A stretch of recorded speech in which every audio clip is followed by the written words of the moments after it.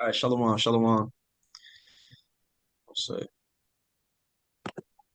all right, first off, we give all praise, honor, and glory unto Yahweh, Bahashem, Yahweh Shai, Bahashem, Achakadash. We want to give double honors to the apostles, elders, and bishops of GMS who have taught us this word and teach us this word today. We want to give a salutation to the hopeful elect scattered across the four corners of this earth, striving for salvation. This is the brothers from the GMS Nebraska camp, and in this lesson, what we want to get into is just talking about how this coming war, World War III, is it's first of all it's inevitable because it's prophecy. Let's grab Revelation 11 and 14, Babu Shah. But as we get closer to the war, it's swelling. We're seeing things get more dire. We're seeing more countries getting involved that are major pieces to this war prophetically. As the scriptures say in Second Ezra chapter 9, verse 5, it says, "For all things have the beginning and the end, and the end is made manifest." And manifest meaning is clearly seen. Is not up for debate. Interpretation is openly to view, and everybody can see that war is that things are getting things are getting hectic, and it's only going to get worse. Anybody got that precept? God, it was Uh, 14, Say that again, Salakia. 11 and 14. Yep, that's right. We have Revelation is 11, 14, 11 and 14. The second woe is past, and behold, the third woe cometh quickly.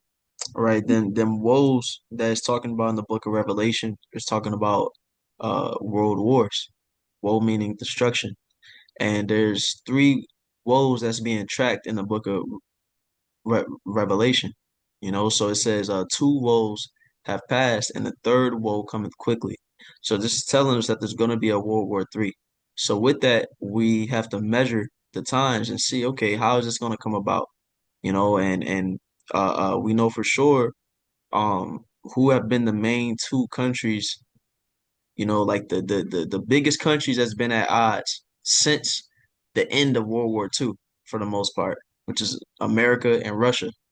They went all throughout the Cold War trying to establish their dominance in the earth, and it comes all the way to this day to where America and Russia are still at odds, but they're not directly fighting yet. And it's getting closer to them directly fighting, but they have a lot of proxy wars, a lot of people who they're backing who are fighting, and it's bringing them closer and closer together. So let's talk about that some. You know, For a quick precept, what Ka, y'all Ka. just just man, this second Ezra's. I can pull it up so I can second Ezra chapter 4 and let's first look at this. So second Ezra 4 verse 37 it says, by measure hath he measured the times, and by number hath he numbered the times, and he doth not move nor stir them until the said measure be fulfilled. So like you're saying, this is the Most High he builds up things before they happen. He lets it play, he lets like you mentioned with this war. He allows things to build up in front of our faces to see how it's escalating, who's a part of it. How could this be detrimental to the world, to this said country, before it actually escalates to a point of no return. Mhm. So yeah, just wanted to bring that out, and I mean that's really concerning the prophecies in general, right? But I just wanted to bring it up for bring it up for that specific point that you were making, brother. But you got it. Ka. Yeah. Um, you If got I, something? Go ahead. yeah, so that precept that Ratalan just read, just going into that word quickly, it's taku in the Greek, and some of the definitions that come up, it says shortly, without delay, soon or by surprise, suddenly, you know, because a lot of these things they look like they following like a natural escalation, but things could change real quick. Yeah, and that's why the scriptures say what that for the elect's sake the days shall be shortened, and that's what's happening. is that the Lord is causing prophecies to just come to pass to where like the brother just said, we could be chilling, everything could just be kind of happening, and we're looking okay. There's been one strike, there's been a couple soldiers there, but then one day something major could happen, Mhm. out the blue, just like that. And these are the times that we're living in to where one soon it's going to be huger escalations. It's not going to be a thing to where we're looking years down the line. That's why, even when Esau's talking about, when it comes to the MOTB, for example, when he's talking about 2030, 2035, take that with a grain of salt because who knows what could happen where the system could crash, where Esau brings some type of chaos where order needs to be brought and the beast system comes about faster. We don't know. So don't look years and years down the line. Expect it to, hey, hasten the day. Mhm. Because what the scriptures say, the Lord shall come like a thief in the night. Let's grab that First Thessalonians chapter 5. That's through the spirit, bro. I just went to First Thessalonians 5. Con. First Thessalonians chapter 5, and I'll start from one, just read it through. It says, "But of the times and the seasons, brethren, ye have no need that I write unto you. For yourselves know perfectly that the day of the Lord so cometh as a thief in the night." hmm The day of the Lord cometh as a thief in the night. And if you don't know that thief coming is going to catch you off guard, you sleeping, or you kicked up watching TV, you know what I'm saying? You don't know what's, you chilling. You ain't expecting somebody to just break down your door, somebody just pop up in your house, you know? I was You, gonna you say, and it might sound like a weird thing to say, but a thief is not gonna advertise that he's about to break into your house in 2 weeks. yeah. You know, that's what a lot of people in the world, they thinking that all this stuff's gonna be advertised before it happens. It's like, no, man, it's gonna look slow, and then vroom, out of nowhere, you're gonna get that bell curve effect. Like, just think of C19, man. That shit sped things up real quick out of nowhere. You But know? like Rashad, hey, I must needs read this next verse. Mhm. It says, "For when they shall say peace and safety, then sudden destruction cometh upon them, as travail upon a woman with child, and they shall not escape." Con, Mhm. you want to get into it, brother? Well, yeah, because I was, you brothers brought up some beautiful points, but I was thinking about in addition to that, like how you have like Trump, and they talk how they speak on, oh, in Iran we pretty much we're conquering them, we but this is a escalating war to where their allies over in Iran, being the main foe of America, being Russia, at any time, you know, could strike if they wanted to. The Most High is holding them back right now. Mm-hmm. You know what I'm saying? So it's projected as a form of, we got this under control. Don't worry. We got the greatest army. America does have a great army, but at the same time, it it pacifies the true dangers behind it. Mhm. You know, so I just wanted to add that along to what you brother know what you brothers are bringing out. Also, it's just like this is what America pushes: peace and safety. But then there's Yeah. going to be a time where that barrier of safety is going to be broken at a sudden. You know. God, and I like how it says at the end, and they shall not escape. They weren't paying attention, and now you trapped out of nowhere. You didn't see it coming. Just you know, going into that aspect of it. And I got a precept for you, Og, as far as the Lord controlling this. This is Proverbs 21:1. It says the king's heart is in the hand of Yahweh. As the rivers of water, he turneth it whithersoever he will. Yeah. And like I've seen a video recently. I think that the elder brother sent. Where you had you had these individuals. They're just going off about how Trump acts. Things that the moves that he's making, starting up these wars, putting tariffs on places. You know, and they're like, man, Trump needs to stop. He needs to get out of office. The Lord is controlling Trump and the rest of these heathen nations, these leaders and things, for a specific purpose, that his prophecies may be fulfilled. So they don't truly have a say so. So the king's heart is in the hand of the Most High. The spirit is on them. The Most High put, it says in Isaiah 13 about the Medes. He said he stirreth up the Medes. Yep. I mean, he puts a spirit on them to be in a specific mode, war mode, chill mode, whatever, for a specific time in the season.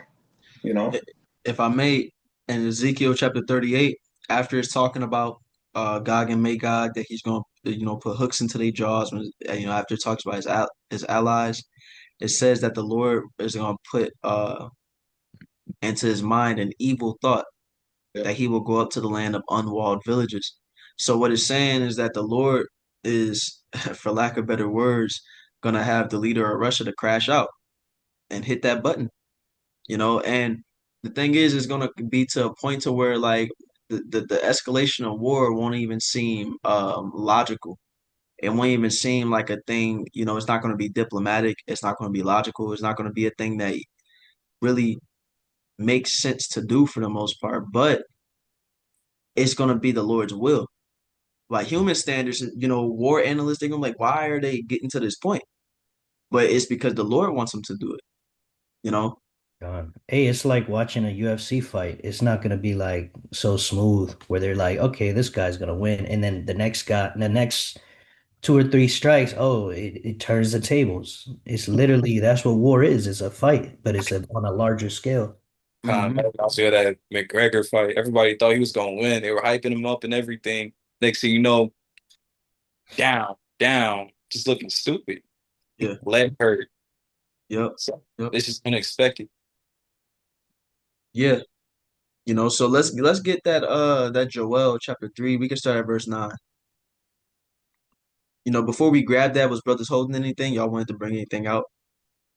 Okay, kind of. Let's get that Joel chapter 3, verse 9. this is Joel chapter 3 and verse 9. It says, "Proclaim ye this amongst the Gentiles: Hmm. Prepare war, wake up the mighty men. Let all the men of war draw near. Let them Yeah. come." Yeah, so it says, proclaim ye this among the Gentiles. So these are the nations of the earth. The Lord's telling them to prepare war, wake up they, they mighty men, and let them come up. We could read that verse 10 as well, Babu Shah. It says, "Beat your plowshares into swords, and your Hmm. hooks into spears. Hmm. Let the weak say, I am strong." So it says, beat your plowshares into swords and your pruning hooks into spears. And what that's saying is to get out of a mindset of peace and get ready for war. And this is I want to speak about how Saudi Arabia um is now getting involved within this conflict because you had the recent situation where the US and Saudi Arabia um struck at an Iranian-backed militia that was stationed in Iraq in response to those Iranian-backed troops striking Saudi Arabia. Now, Saudi Arabia is closely allied with the U.S. Saudi Arabia is where the Valley of Jehoshaphat is going to be. That's where the troops are going to join in battle. The soldiers from all these different armies. That's going to be their main place of conflict, where that battle of Armageddon is going to take place. And before we expand on that more, I mentioned Saudi Arabia when it's talking about beating your pruning hooks into spears and your plowshares into swords. The reason why I mention that is because Saudi Arabia is in a mindset to where they are trying to build up their country economically. They're trying to build up their country and be at peace right now. They want to become a tourist destination. They want to focus on the entertainment. We were just speaking about it before this lesson. You got Riyadh, which is in Saudi Arabia, where they're hosting boxing fights, wrestling events. This is a place that's becoming a spectacle of sorts. And in the middle of Saudi Arabia trying to do all this and build their country up, now their allies are fighting around them, and now they're being affected by it. And they're at the point to where you can make the decision to not support America, but then you can alienate yourself from America to where when things get worse, now you didn't help your ally out in a time of war, and that looks bad. Or you can lean toward helping America more, but now America's enemies is really going to be looking at you and trying to fight, and they right next to you. So they're kind of in a rock between a rock and a hard place, and to where they can't. They're at a point to where they can't make the decision to just not do anything because now this war is involving them. They have the U.S. Stationed in their country, you know, and now people are striking them, you know. So um, Saudi Arabia is going to get even more involved in this war. Is my point. You know, we have another huge piece of the puzzle of World War III getting involved in real time. We could read on in that chapter, Baba Gashah. Joel. Yep. This is verse.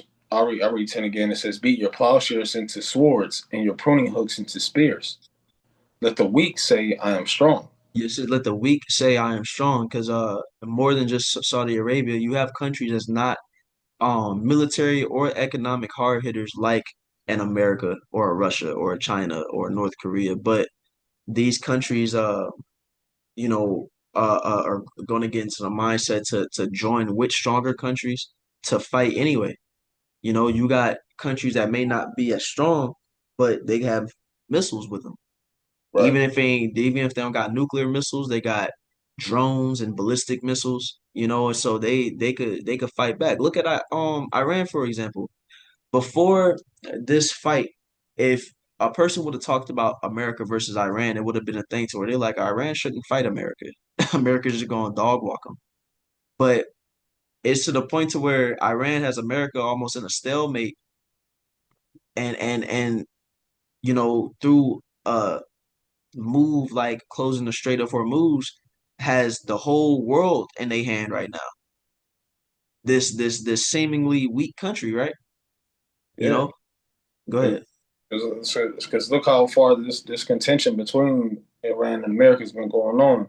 Now, if that was the case, like you made a good point. Like if someone would say Iran versus America, it's like what? But look how long this conflict has been going on, showing you that something is afoot. Like these niggas ain't just how America is portraying them. They got some squabble to them, and they giving you problems. Not like like you said, he ain't dog walking them. You know. And here's the thing, it's like, because I heard somebody, this is a very good way that they put it. They said that, you know, America can is at the point to where they can destroy anything, but they can't just control anything how they could at a point. Post World War II, America had the world in the palm of their hand to where they was controlling everything. They called the shots. What they said went. But now it's to the point to where if America says they want something to go a certain way, countries can say no and be fine without America. So, because now you have countries trying to break away from America economically. Look at BRICS, for example, to where now America doesn't have so much control to where they can, you know, stop trading with a country or stop, you know, dealing with a country economically without hurting themselves, or to where the country just doesn't care.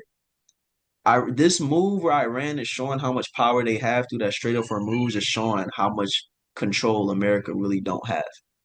You know, Right. Uh, we could read that verse 11. And Joel 3:11 says, "Assemble yourselves and come, all ye heathen, and gather yourselves together round about. Thither cause thy mighty ones to come down, O Yahweh. Hmm.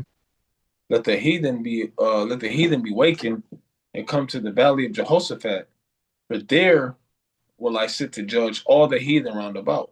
God, so it says, "Let the heathen be awakened and come to the valley of Jehoshaphat." And again, that's going to be in Saudi Arabia. If you look at a map of the Middle East, when you look at all them countries, for the most part, the only allies America has in that region is Israel and Saudi Arabia.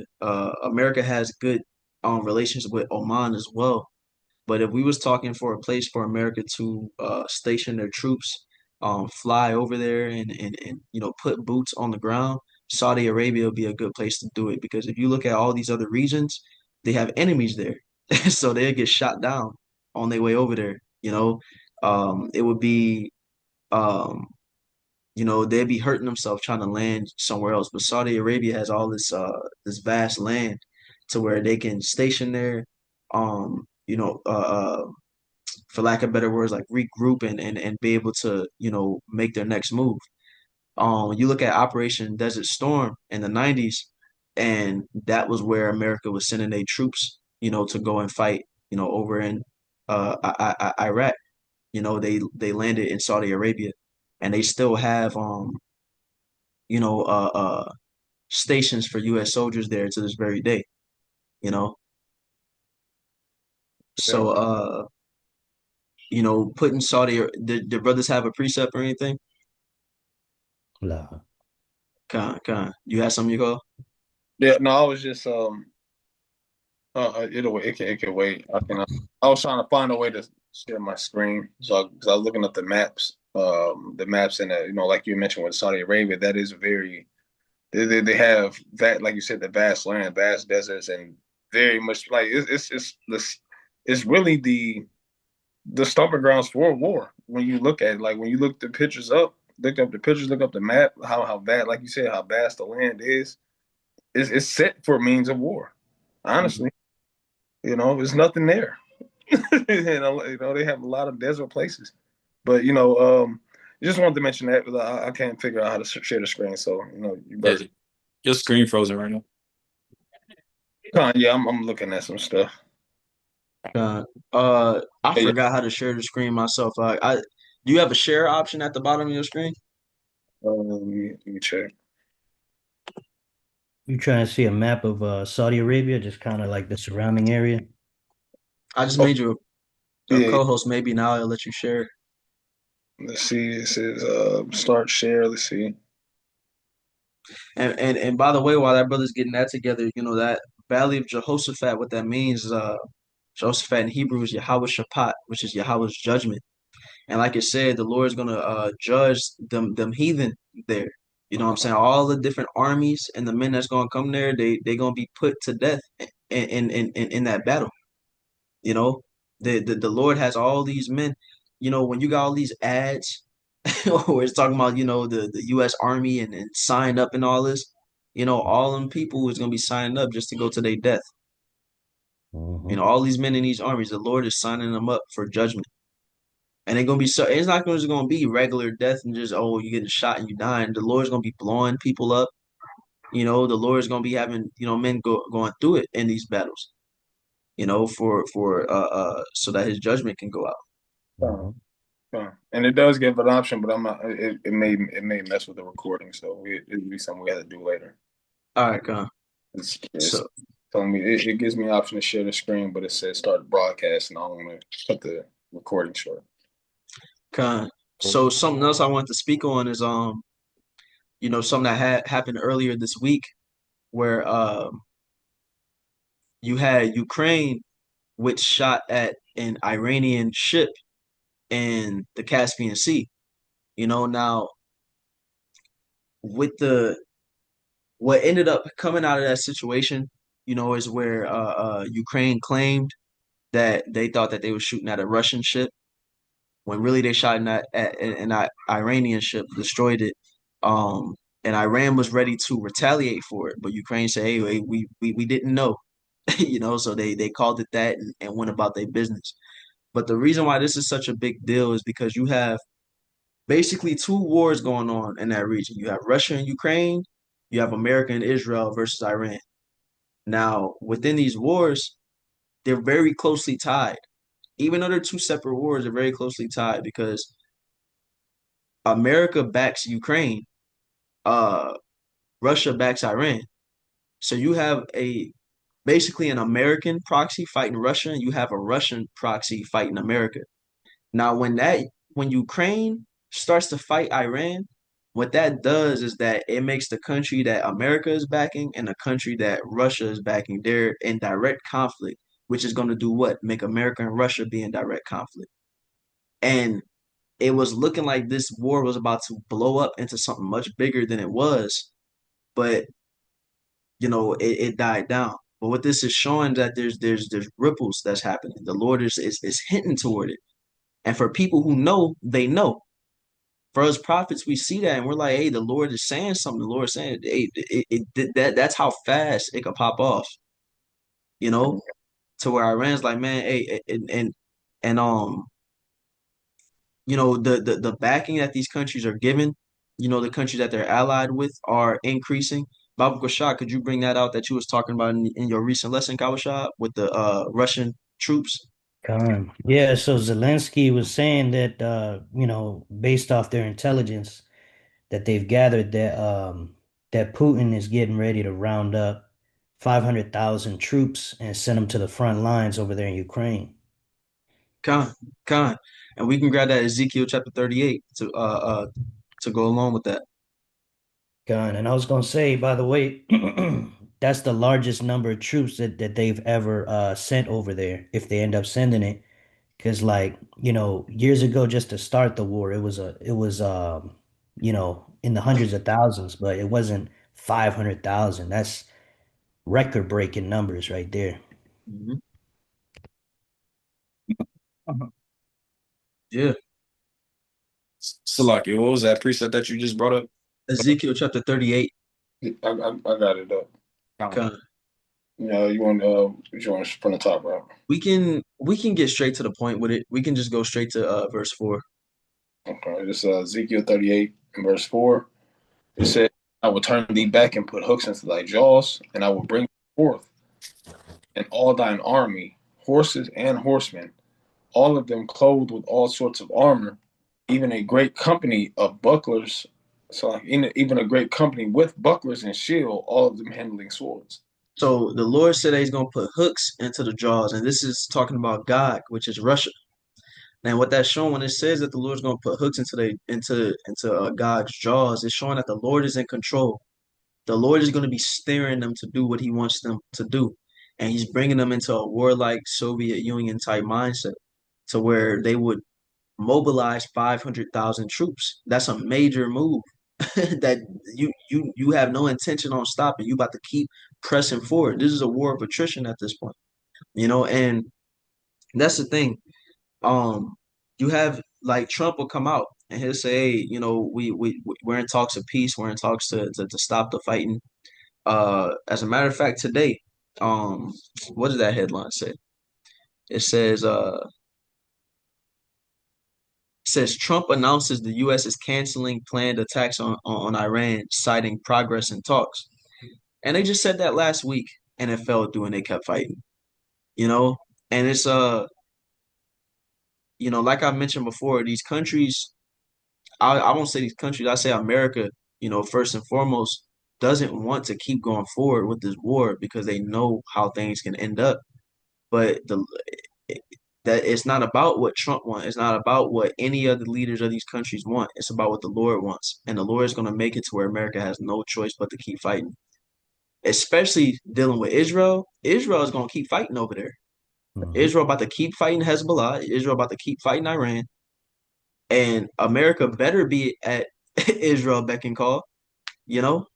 Yeah, they made that pact. That war pact. They got hmm they had to. You know. And that's I going got into a what precept for scripture? y'all. Where it says the least of the flock shall draw them out. John. The least of the flock being Amalek, drawing these nations out to fight, you know, i.e. America. They have a war pact. Hey, when we need help and we need to fight, you need to be helping us. And what just happened? America and Israel unified their wartime technology. You know what I'm saying? Their AI, their missiles, you know what I'm saying, their defense systems, they're coming together and integrating it, and within that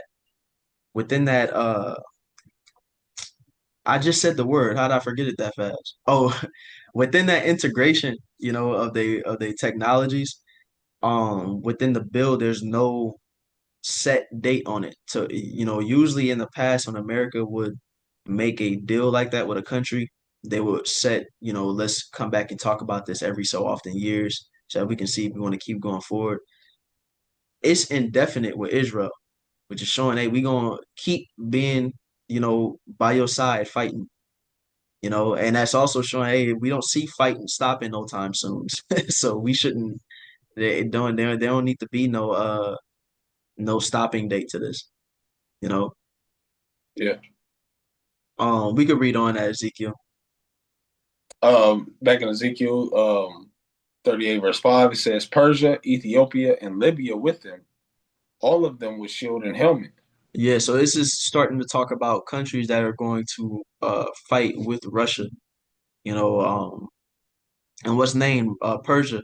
You know, Persia is talking about Iran. You know, you know, um, Iran is just a modern day name for the Persians. You know, and we see them, um, fighting with each other right now. You know, Russia's funding Iran. Russia's giving Iran weapons, and eventually they're going to be giving them troops. You know, it says Ethiopia and Libya as well, because we're going to see African countries get involved. You know, and fighting on that side of the war. Let's read on. It says Gomer and all his bands, the house of Tagorma of the north quarters, and all his bands, and many people with thee. Right, Gomer and Togama is talking about Turkey. You know, and it says many people with thee because there's going to be more countries than what's named there. You know, it's going to be China. You know, it's going to be North Korea. You know, there's going to be a world war. You know, so these countries that's named, you know, these are going to be fighting with Russia and more. You know, you can read verse 7 as well. It says, Be thou prepared and prepare for thyself, thou and all thy company that are assembled unto thee, and be thou a guard unto them. It says, "Be thou a guard unto them." You know, so Russia is a guard unto Iran. You know, that's the role that the Lord has Russia set up to play, and we see them living up to that role.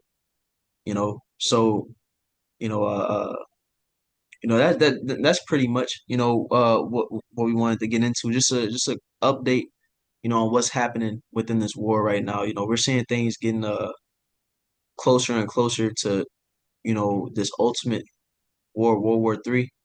Um, just keep paying attention what's going on in this region.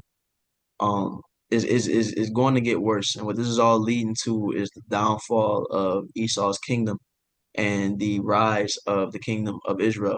But this has to come first. The Lord is going to, have this Esau's downfall violent. You know, it's going to be chaotic, and he's not only going to be judging Esau, but these heathen in the process, and that's what he's doing right now with this war. Even going back to Saudi Arabia, it's not just Saudi Arabia. Other countries want to chill and be at peace and build up their country as well. But the Lord has it to where no, y'all gonna fight and y'all gonna destroy each other in the process. And we're gonna build up afterward. You know, and that's serving as judgment. The brothers have any precepts to close out? Gone. I got Isaiah 55:11. It Con. says, So shall my word be that goeth forth out of my mouth. It shall not return unto me void, but it shall accomplish that which I please, and it shall prosper in the thing whereto I sent it. Con, you can get into it up. God, just going into all these different prophecies we just brought out, they have to happen, man. No matter how much it looks like, oh well, it could happen in 20 years, not in my lifetime. Like it's gonna happen, whether it happened by surprise or a combination of, gradualism. Okay, these things are certain. Okay, all these wars escalating and eventually going nuclear. Hmm. That's right. Yeah, Con. yeah. So hey, Yeah, you got yep, yep. So with that being said, once again, I'm going to give all praise, honor, and glory unto Yahweh, Bahashem, Yahweh Shai, Bahashem, Harkodash. I'm going to give double honors to the apostles, elders, and bishops of GMS and salutations to the elect. Shalom. Shalom.